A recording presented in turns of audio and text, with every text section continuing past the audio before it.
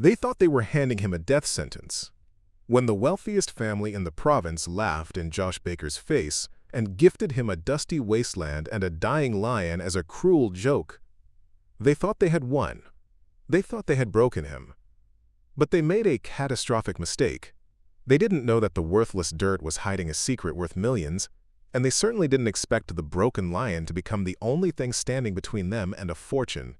This is the story of how a rejected man and a discarded beast turned the tables on their tormentors in the most spectacular way possible. It's a ride you do not want to miss. And hey, if you love stories about the underdog biting back, please take a second to hit that like button and subscribe. It makes a huge difference for our channel and helps us keep these stories coming. Now, let's head to the gala where it all began. The tuxedo felt less like clothing and more like a straitjacket. It was a rental, polyester heavy and stiff against skin that was far more accustomed to the rough, honest texture of canvas work shirts and the smell of antiseptic soap. Josh Baker stood before the floor-to-ceiling mirror in the hotel lobby, adjusting the bow tie for the 12th time. His fingers, thickened by arthritis and scarred from 40 years of stitching wounds and mending bones, fumbled with the delicate silk. At 60 years old, the face looking back at him was a topographic map of his life's work. There were deep grooves etched around his eyes from squinting into the African sun on field calls in the brutal midday heat. There was a permanent furrow in his brow from the thousands of times he had to deliver bad news to a weeping owner. His hair was a thinning shock of steel gray, and his eyes, usually warm and observant, looked tired. They held a quiet, weary patience that often went unnoticed by the world. He took a deep, steadying breath, inhaling the lobby's scent of lilies and floor wax. It was a smell that reminded him of everything he wasn't. For 4 decades, Josh had been the man in the background. He was the relief veterinarian who took the night shifts on Christmas Eve because the senior staff had families to go to. He was the one who cleaned the cages when the budget was cut. He was the one who sat on the cold concrete floor with dying animals at 3 a.m., stroking their fur so they wouldn't have to leave the world alone. He had worked at prestigious reserves and zoos, yes, but always as a subordinate. Always under the thumb of boards and directors who looked at profit margins and, quote, visitor engagement metrics while he looked at blood work and stress indicators. Tonight, however, the script was supposed to flip. The Pemberton Philanthropy Initiative had announced they were awarding a grant, a piece of property, and a starter rescue animal to a deserving wildlife expert to establish a new sanctuary. It was the dream Josh had nurtured in the quiet, desperate corners of his heart since he was a 20-year-old student at the University of Pretoria. He patted the breast pocket of his jacket, feeling the folded square of his acceptance speech. He had written it on the back of a utility bill in his cramped one-bedroom apartment, surrounded by charcoal sketches of enclosures he had never had the money to build. "Mr. Baker, the gala is starting," a hostess said. Her smile was practiced, thin, and didn't reach her eyes. She looked at his scuffed dress shoes. He hadn't been able to buff out the stain from a muddy call in the bush last week, and her smile tightened just a fraction. "Right," Josh said, his voice raspy. "I'm ready."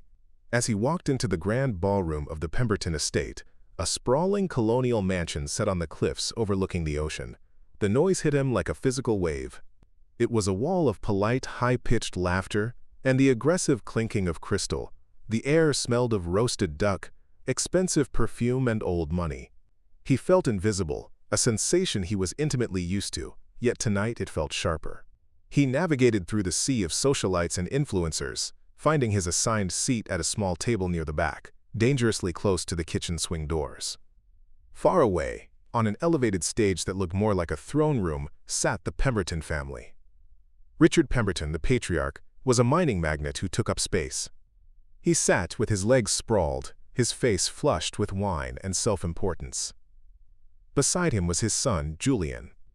Julian was in his early 30s, a man who wore his wealth like a weapon. He had the kind of smile that was sharp enough to cut skin. Josh didn't eat the delicately plated appetizer placed before him. His stomach was a tight knot of anxiety and hope. He kept replaying the video essay he had submitted for the application.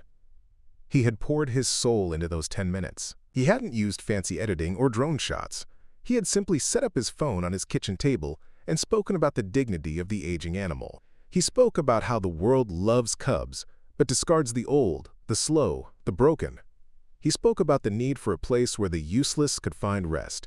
He believed, perhaps foolishly, that the truth of his words had pierced the armor of these wealthy tycoons. The lights dimmed, plunging the room into a dramatic violet hue. A hush fell over the crowd as Julian Pemberton took the center stage. The spotlight caught the gleam of his diamond cufflinks, fracturing the light into 1,000 tiny rainbows. "Ladies and gentlemen," Julian's voice boomed, smooth, oily, and perfectly projected. "Tonight is about legacy. It's about giving back to the land that made us rich. It's about recognizing unique talent." A ripple of laughter went through the front rows. Josh frowned. "Unique? We received thousands of applications," Julian continued, pacing the stage like a panther in a cage. "But one stood out. One man whose plea for the forgotten really touched our hearts with its quaint sincerity." Josh's heart hammered against his ribs like a trapped bird. He gripped the white tablecloth, his knuckles turning white.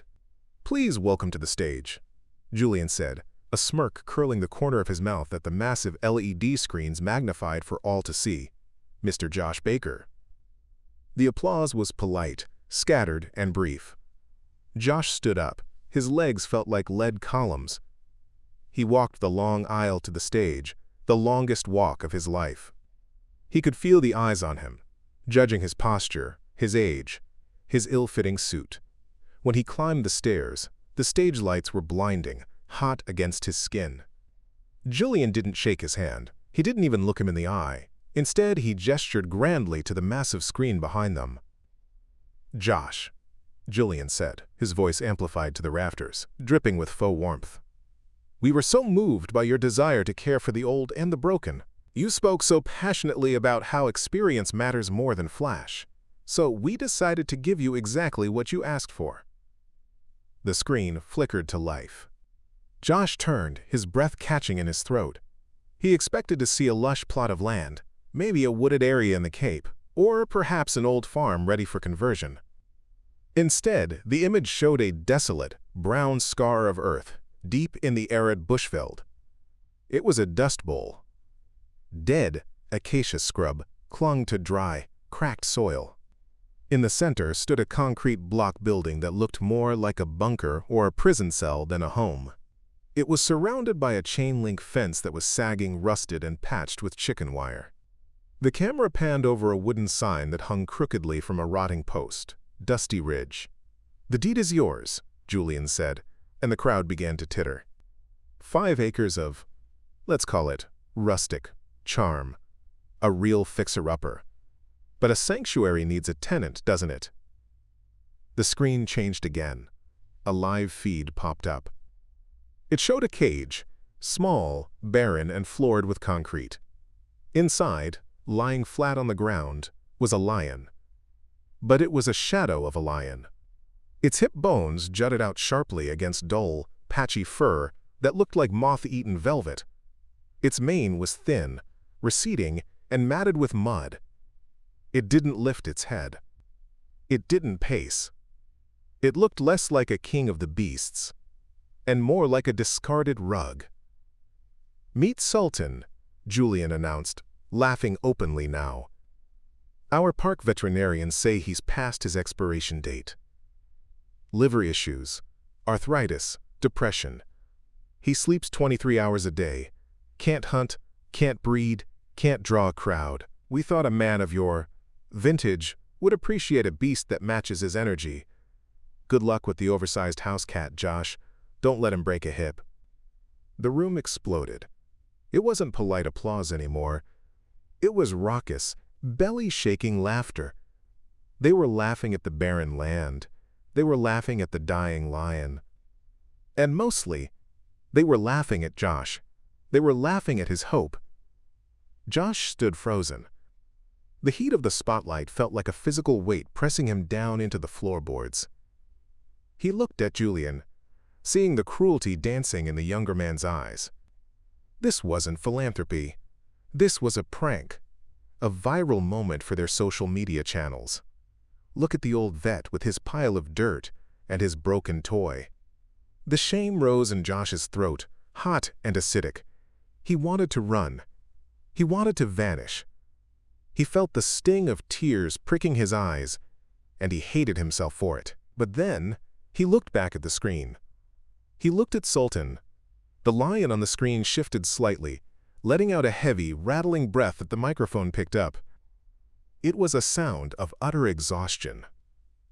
And in that small movement, Josh saw something that the laughter couldn't touch. He saw a living, breathing soul that was in pain. He saw a patient. "Sultan?" Josh whispered, the name feeling wrong on his tongue. "No, it was Leo. I called you Leo."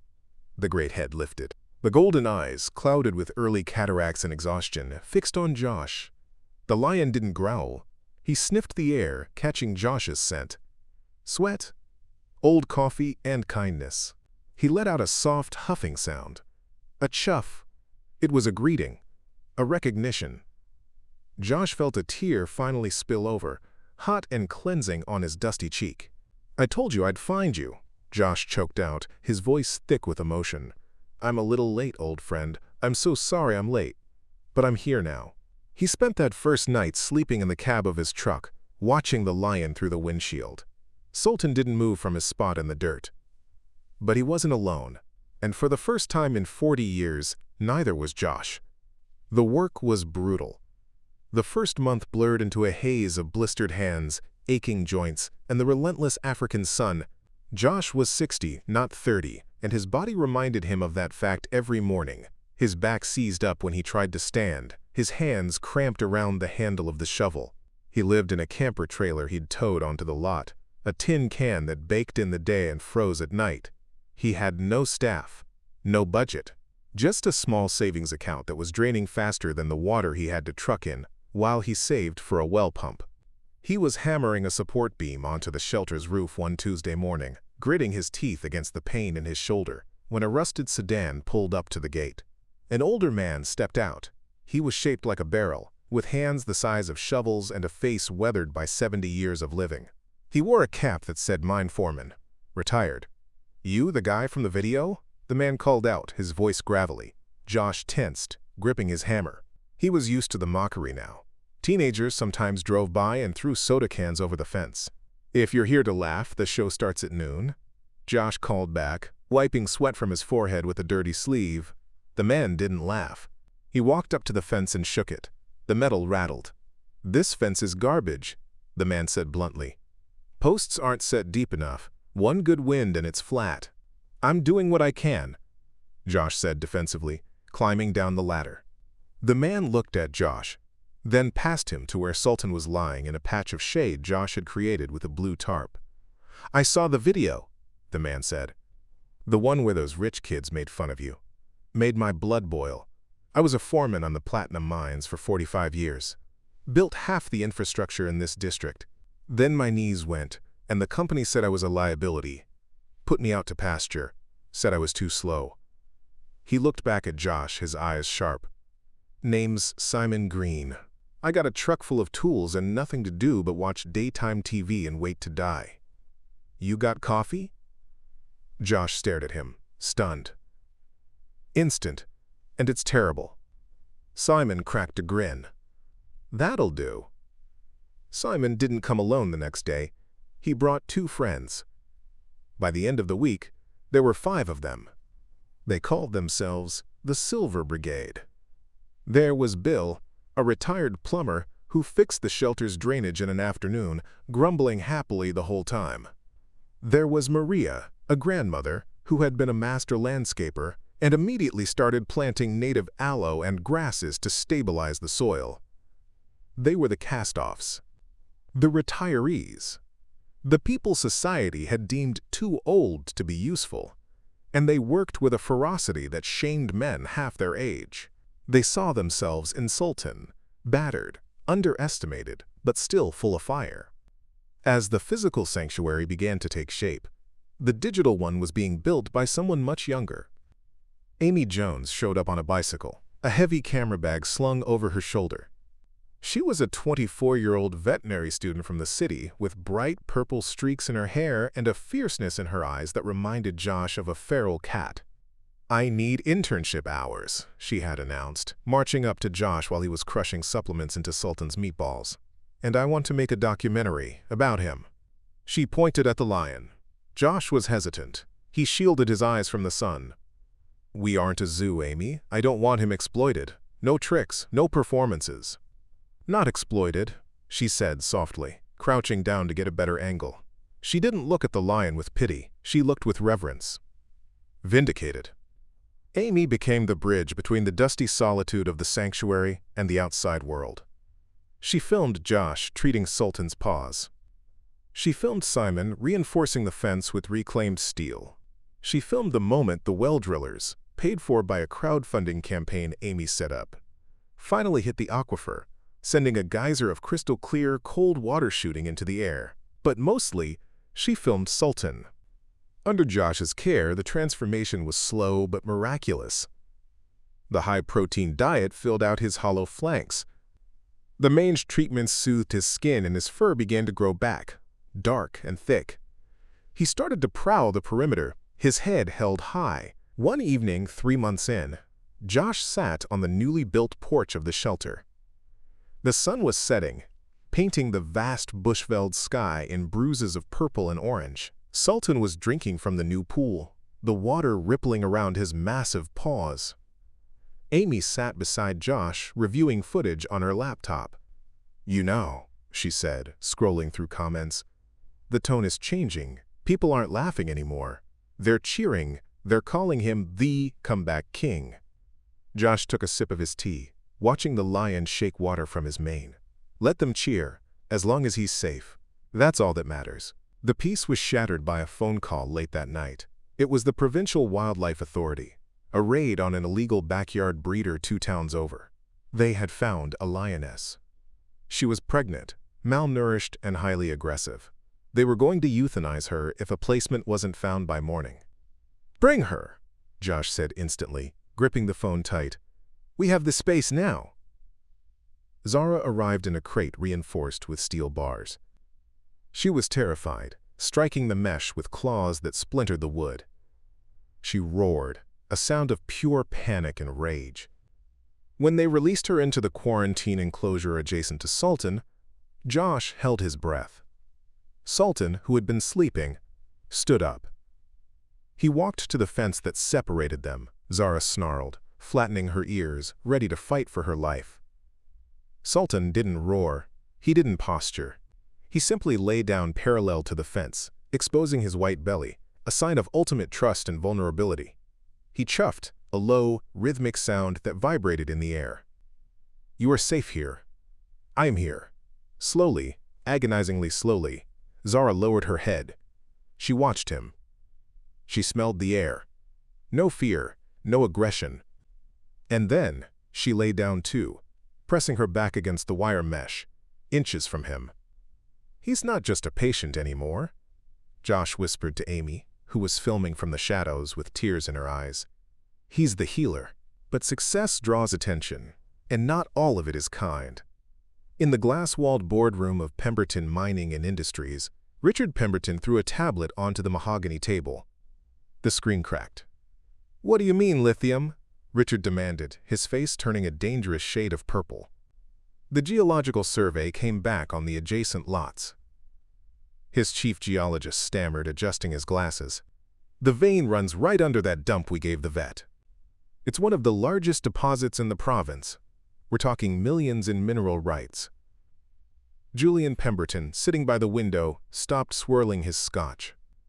He looked out at the city skyline. "We gave him the deed, Dad. It's his." "Deeds have clauses," Richard snapped. "Safety violations, zoning issues. Expropriation if we push hard enough. Get the land back, Julian. I don't care how. Destroy him." The war began with paper. Victor Lawton, a corrupt zoning inspector with shifty eyes and a clipboard, arrived at the sanctuary the next day. He cited Josh for the grass being too tall. Fire hazard. He cited the fence for being 6 inches too low, despite it exceeding national regulations. He cited the water trough for not having a specific filtration permit. The fines amounted to thousands. "They're trying to bleed us out," Simon growled, crumbling the pink citation slip in his fist. "This is harassment, pure and simple." "It's business," Josh said, his face grim as he looked at the growing pile of legal notices. "They want us to quit. They want me to call them and beg them to take it back." The community rallied. The Silver Brigade held bake sales and raffles. Amy's online followers chipped in $5 here, $10 there. The fines were paid. So the Pembertons escalated. It happened on a Tuesday night. The air was heavy, smelling of ozone and incoming rain. Zara was close to her due date. She was restless, pacing the enclosure, her belly low and heavy. Josh was in the camper, reviewing medical charts, when he heard a sound, a high-pitched, mechanical whine like a swarm of angry hornets. He ran outside. Hovering just 20 feet above the enclosure were 3 drones. They were equipped with bright strobe lights that flashed disorienting patterns into the darkness. They dipped and dove, buzzing directly over Zara's head. The lioness was in a panic. She roared, swiping at the air, twisting her body violently to escape the mechanical buzzing. "No!" Josh screamed, running toward the fence. "Get away from her! You're hurting her!" Sultan was in a frenzy. He was leaping at the fence, roaring at the sky, trying to get to the mechanical intruders to protect his mate. The stress was palpable. The air was thick with the scent of fear musk. One of the drones swooped low, practically hitting Zara. She scrambled backward, slipped in the mud, and fell hard on her side. A cry of pain ripped from her throat, a sound so human in its distress that it made Josh's blood run cold. "Simon, the hose!" Josh yelled. Simon, who had been sleeping on a cot in the tool shed to avoid driving home in the storm warnings, burst out in his undershirt. He grabbed the high-pressure industrial hose they used for cleaning. Josh cranked the valve. A jet of water shot into the air, hitting one of the drones. It spiraled out of control, sparks flying, and crashed into the dirt outside the fence. The others buzzed away, disappearing into the night like cowards. But the damage was done. Zara didn't get up. She was panting, her sides heaving. Josh unlocked the gate and ran in, ignoring every safety protocol he had ever learned. He knelt beside her in the mud. Her water had broken. "She's in labor," Josh shouted to Amy, who was sprinting over with her medical bag. "It's too early. The stress induced it." The sky opened up, and the rain began to fall. Cold, hard sheets of water that turned the red dust to mud instantly. The next few hours were a blur of controlled chaos. Josh and Amy managed to coax Zara into the heated indoor den. Outside, the storm raged. The wind howled, shaking the metal roof of the shelter, rattling the windows in their frames. But the storm outside was nothing compared to what was coming up the driveway. Headlights cut through the rain. A convoy of vehicles.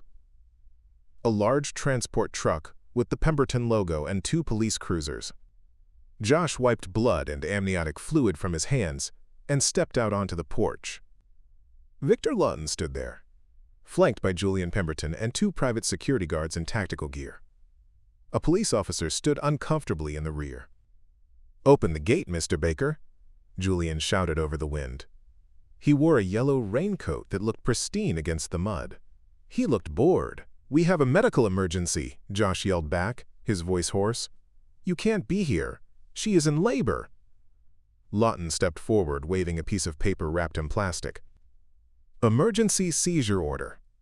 We have evidence of animal cruelty. We have reports of distressed animals, dangerous conditions. That display tonight with the drones? Neighbors reported you were tormenting the beasts with lights." "You sent the drones!" Josh roared, his patience finally snapping. "You did this! You nearly killed her!" "Prove it," Julian smirked. "Right now, I have a court order to remove these animals for their own safety. Officer, cut the lock." "She is in labor!" Josh screamed, stepping into the rain to block the gate with his body. He felt small against the machinery, against the money, against the power. If you move her now, she dies. The cubs die. Is that what you want? "Step aside, sir," the officer said, though he looked hesitant. "We have to enforce the order." "No," Josh said. He planted his feet in the mud. He was 60 years old. He was tired. He was outnumbered. But he was not moving. Julian signaled his security guards. "Move him." The two men, large and imposing, stepped forward. They grabbed Josh by the arms. He struggled, thrashing against them, but they were younger and stronger. They shoved him hard. Josh slipped in the mud, falling to his knees. Pain shot up his leg. "Cut the lock," Julian ordered. The bolt cutters snapped with a sharp crack. The gate swung open. Julian, Lawton, and the guards marched in, heading straight for the shelter building where Zara lay helpless. Josh tried to scramble up, but he was too far away. "Don't go in there," he pleaded, reaching out a hand. The security lead reached for the handle of the shelter door, and then the ground shook. It wasn't thunder. It was a sound that vibrated in the marrow of their bones. It was a low-frequency rumble that tapped into the primal part of the human brain, the part that remembered when humans were prey on the savannah. Roar. The shelter door didn't open. Instead, a shadow moved in the open breezeway that connected the indoor den to the outdoor run. Sultan. Simon had opened the transfer gate from the inside. Sultan stood in the breezeway, blocking the path to the inner room where Zara was birthing. He was not the broken rug from the gala. He was magnificent. His mane was a dark halo around his head, soaking wet from the blowing rain, spiking out like a crown. His muscles were coiled, like steel cables beneath his tawny skin. His teeth were bared, white and lethal. He stood directly between the men and his family.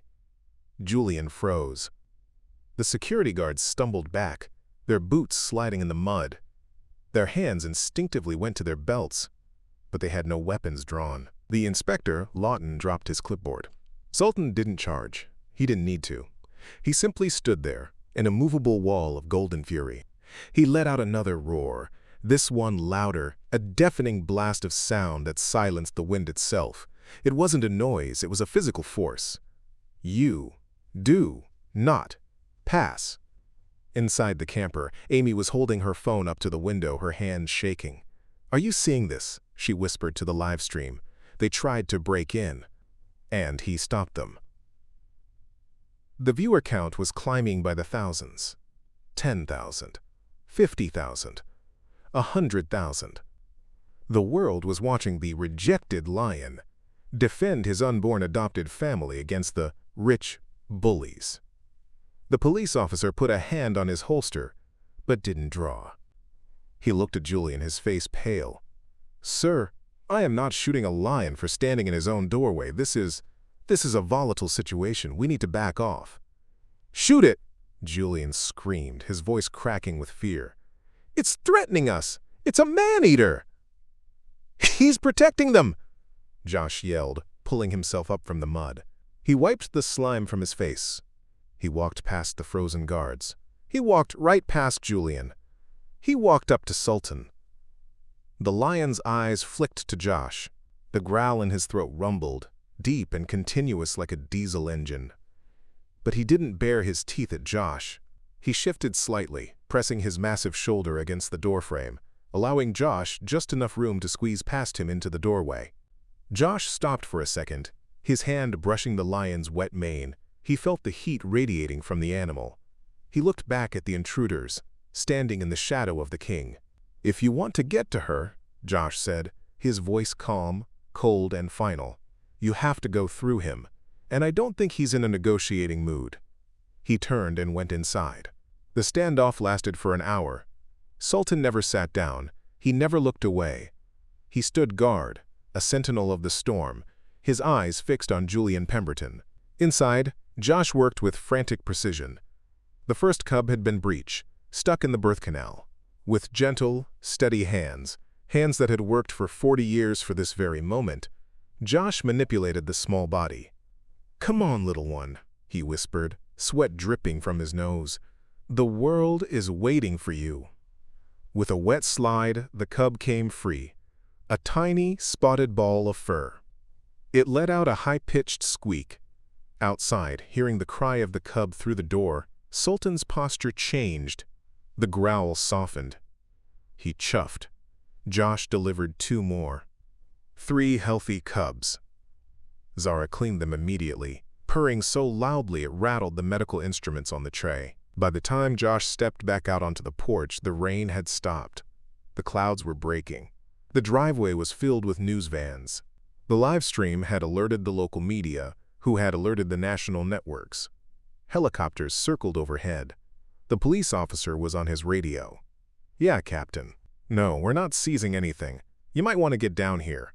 We have evidence." Simon Green walked up to the police officer holding a plastic bag. Inside was the drone they had sprayed down. "Found this in the mud," Simon said, loud enough for the cameras to hear. "Serial number is right on the side. Registered to Pemberton Private Security." Julian Pemberton looked at the cameras, then at the drone, then at the lion who was still watching him with yellow, unblinking eyes. He realized, finally, that his money was useless here. He turned, got into his car, and drove away without a word, leaving his security team behind. The fallout was swift and absolute. The video of Sultan's roar, the roar heard round the world, the internet called it, was viewed 50 million times in 2 days. It was the perfect narrative, the rejected old man and the broken lion standing against the billionaire bully. The investigation into the drone attack led to a subpoena of Pemberton Industries, internal communications. The emails about the lithium, the plan to sabotage the sanctuary, the history of neglect at their own safari park, it all came out. The board of directors fired Richard and Julian Pemberton within the week to save the stock price, but it was too late. The Pemberton Safari Park was seized by the provincial authorities due to animal welfare violations. In a twist of poetic justice that Josh never would have asked for, the authorities contacted him a month later. They needed someone to take in the elderly animals from the closed Pemberton Park. 6 months later, the sign at the gate had changed. It was hand-carved redwood, beautiful and sturdy. It read, "The Sultan and Baker Reserve." The fence was new, 10 feet high, reinforced steel, paid for by donors from 30 different countries. The bunker was now a state-of-the-art veterinary clinic. It was late afternoon, the golden hour. The air smelled of blooming sage and fresh water. Josh sat on the porch in a rocking chair Simon had built for him. His hands were resting on his lap. They were cleaner than they used to be, but still scarred, still working hands. He held a mug of tea, the steam rising in the cool air. In the large, grass-filled enclosure, Zara was lying in the tall grass, half asleep. Tumbling over her and over each other were 3 cubs, Leo, Hope, and Sky. They were growing fast, full of clumsy energy, swatting at butterflies. And there was Sultan. The old king lay on a large, flat rock that captured the heat of the sun. His mane was magnificent, a dark, heavy mantle that covered his shoulders. He watched the cubs with a lazy, grandfatherly patience. When one of them bit his tail, he simply flicked it away gently, tolerant and wise. Josh took a sip of tea. He felt a deep, abiding peace in his chest, a feeling he hadn't known existed for 60 years. Amy walked out onto the porch, putting a hand on his shoulder. "We got another donation from a school in Japan," she said quietly, "and another application for the volunteer program. We have a wait list, Josh." "Good," Josh said softly. "We'll need the help. We have a lot of work to do." He looked at Sultan.